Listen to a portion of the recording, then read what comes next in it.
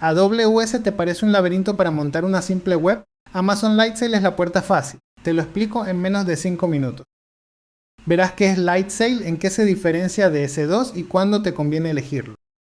Lightsail es AWS en su versión sencilla, un servidor con precio fijo y todo incluido, listo en pocos clics, o sin perderte entre 1000 opciones. Compáralo con S2. Las máquinas S2 son potentísimas, pero con 1000 opciones y una factura variable. Lightsail es un paquete cerrado, con precio plano y fácil de entender. El paquete ya trae de todo. Incluye el servidor, disco de estado sólido, transferencia de datos, una dirección fija y un panel súper simple para manejarlo. ¿Para qué es ideal? Para webs de WordPress, blogs, tiendas pequeñas, aplicaciones ligeras y entornos de prueba. Todo lo que no necesita la artillería pesada.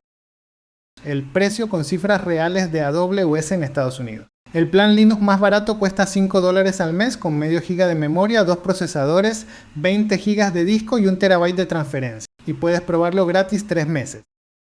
Un dato curioso, por dentro Lightsail son máquinas S2 y otros servicios de AWS, pero con toda la complejidad escondida. Es AWS con ruedines. Un proyecto para practicar: monta tu WordPress en 10 minutos. Eliges el plan de $5, el plano de WordPress ya preparado y tienes tu web con dominio propio. Cuando tu proyecto crezca y necesites más control, das el salto a S2. Tengo ese vídeo en el canal para el siguiente paso. Nos vemos ahí.